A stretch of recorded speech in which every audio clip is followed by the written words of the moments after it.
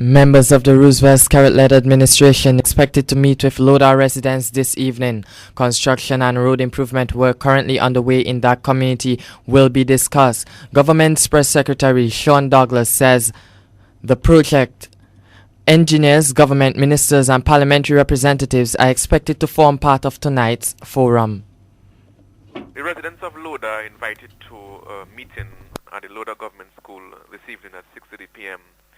Tuesday, the 20th of April 2010. The ministry is inviting the residents of Loda to this meeting to discuss and for them to get an update on the road project, the road improvement and maintenance project, the RIMP.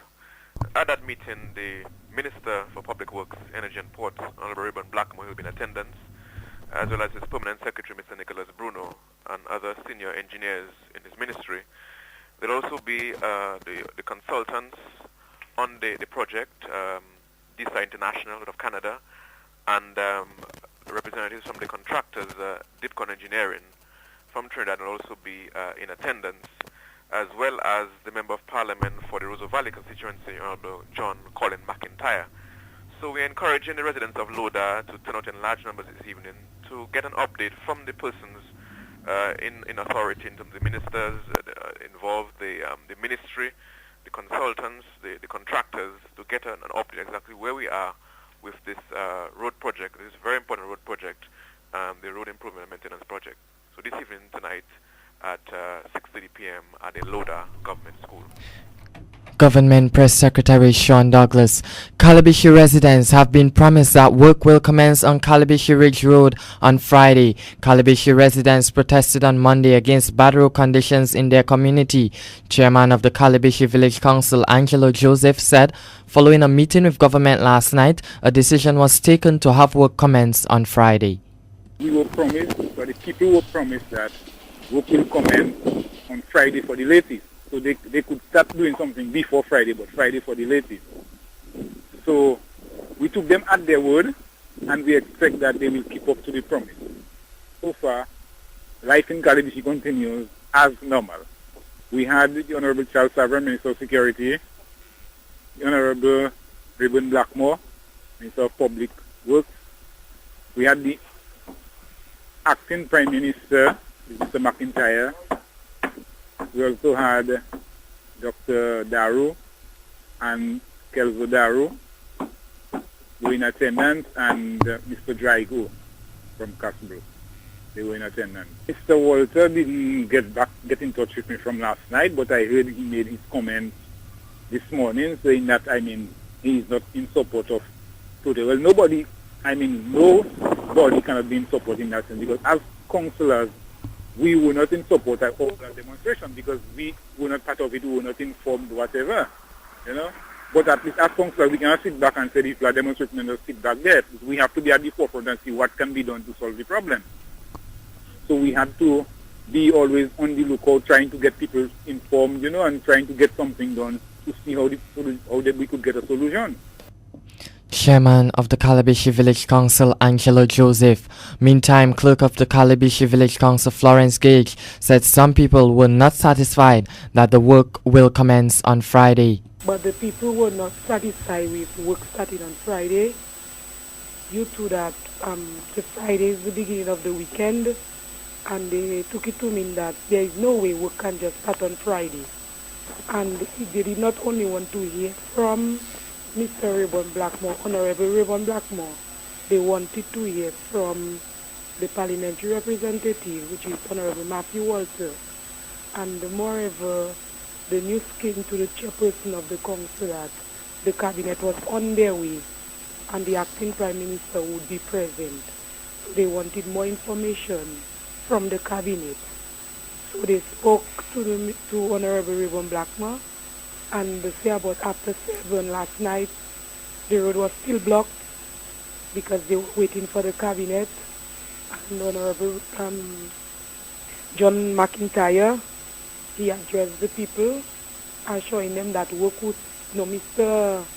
Honorable Rayburn Blackmore spoke to the villagers, giving them the assurance that work would start before Friday, and the Dr. McIntyre assured them that today their concerns and issues would be taken up at the cabinet level today, Tuesday.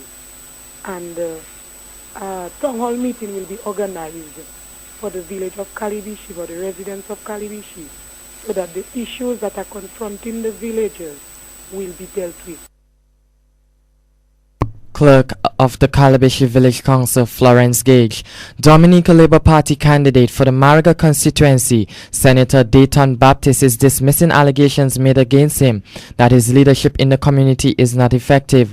Member of the Mariga Constituent Association of the Dominica Labour Party, Harold Tyson, has said that several persons in that community are concerned about the leadership style of Mr. Dayton Baptist.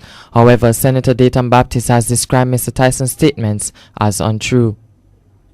What Mr. Tyson failed to understand, and is Mr. Tyson and his Mr. Crawford, they fail to understand that automatically Baptist become the chairperson of that association. I don't have a problem with being the chairperson or not being the chairperson. The problem I'm having is that they would plan meetings and they would invite me to the meeting. I tell them that's not the way it ought to be. What I need to happen first, that we need to sit down as an association or as an executive, iron out our differences between ourselves, whether you like me or you don't like me, or, you understand what I'm saying? Then we will take it from there and then go to the general public, which I think is fair enough. Statement not make against me, that I don't see any truth in that. I don't see any truth in that statement at all. You know, I don't see it, because that to me, I don't even know how to speak to that nonsense story. You understand? But at present, what is happening is that, well, for a matter of fact, one of the members meet me today. They met me this morning telling me, well, it's not their fault, it's not this, it's not that. But I said, listen, you all need to sit down. Come, I am open for a meeting. I am open for a meeting. So it looks like they get into their senses now to sit down and have a meeting. So after Parliament should be shortly, soon from now. So we will sit down and have a meeting, because I have an executive which is working, operating. You understand what I'm saying? And to move on. Are you in fact denying all the allegations? Of course I am. I am denying those allegations. The public hasn't done that. Who has done it was Harold Tyson that has done that. I mean, it would be wise for people like the media to really call anybody in Mariga or walk through Mariga to get the feeling as to, to that situation. How would you describe the statements made against you, Mr. Baptist? Those are false allegations, man. I describe those as false allegations. Those are not true statements. DLP candidate from the Mariga constituency, Dayton Baptist, speaking to Kairi's Keisha Nicholas. Mr. Baptist says he will meet with the constituents later this month. In other local news, Dominica's banana industry is said to have suffered a significant loss during the prolonged dry spell.